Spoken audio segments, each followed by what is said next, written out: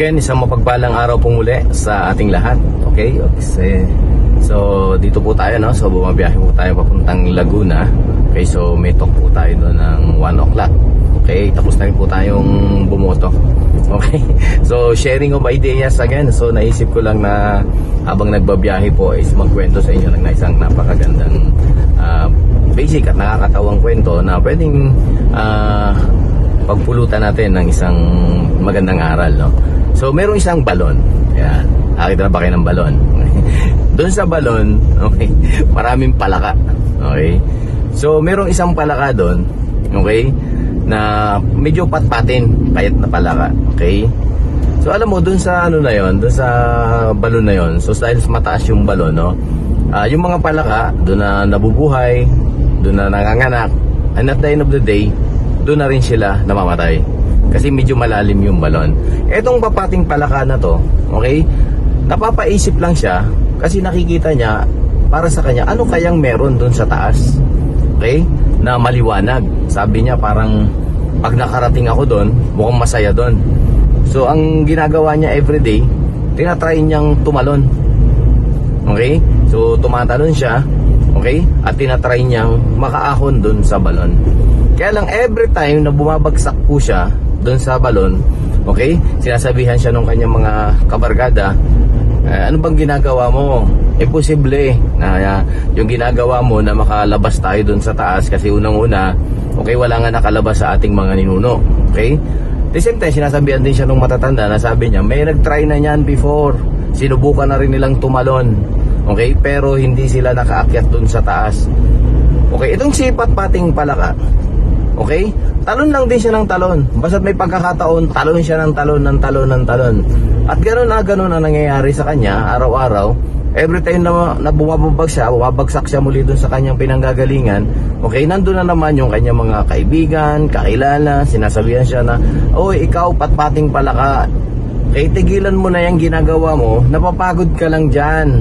Okay, hindi ka makakapunta dun sa taas kasi unang-una, wala pang nakakagawa niyan. Okay, pero itong si Patpating Palaka, okay, alam mo, talon lang siya ng talon. Talon lang siya ng talon. Dumaan ang araw, dumaan ang buwan, dumaan ang taon. Talon lang siya ng talon. And at the end of the day, tuwing babawagsak siya, ganun at ganun lang din ang kanyang naririnig. Mula dun sa mga kaedad niya, mula dun sa mga mas matanda sa kanya, mula dun sa mga pinakamatanda dun sa lugar na yon, wala silang ibang bukang bibig na wala pang nakatalon dyan. Tigilan mo na yan, nagpapagod ka lang. Okay? So, ang ginagawa lang niya, talon lang siya ng talon. Etong si Patpating Palaka ay talon lang ng talon, hanggang sa isang araw na-develop yung muscle nitong si Patpating Palaka. At nagkaroon siya ng isang pagkakataon, okay, na nung tumalon siya, nakarating siya doon sa taas at nakita niya ang napakagandang tanawin. Buhay na buhay, makulay, maraming puno. Sabi niya, ay napakasarap pala dito sa taas. Sayang, hindi nila nakita, okay, ang itaas na to. So habang naglalakad, okay, si Patpating Palaka, okay, nakita ko siya. Nakita ko si Patpating Palaka at tinanong ko siya. Sabi ko sa kanya, okay, kaibigang Patpating Palaka, paano mo ginawa yun?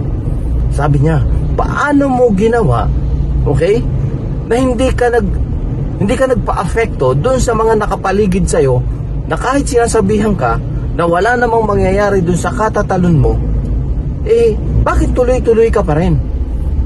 Tumingin lang sa akin si Patpating Palaka at tumalon, umalis na. Doon ko na-realize na kaya pala nagawa ni Patpating Palaka na makuha yung pangarap niya kasi sa Patpating Palaka ay isang bingi.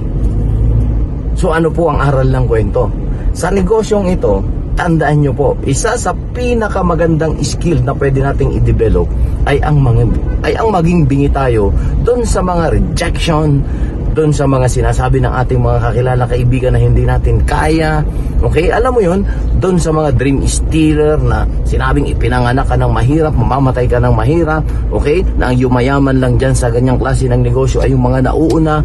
Alam mo, yung mga yan ay isa sa mga, yan yung mga taong naiwan doon sa ibaba, na hindi nila nakita ang ganda ng buhay, okay? Kaya ang pinaka-essence ng kwentong ito, maging bingi tayo sa rejection, okay? So maraming salamat po at God bless po sa ating lahat. Focus sa pangarap. Thank you.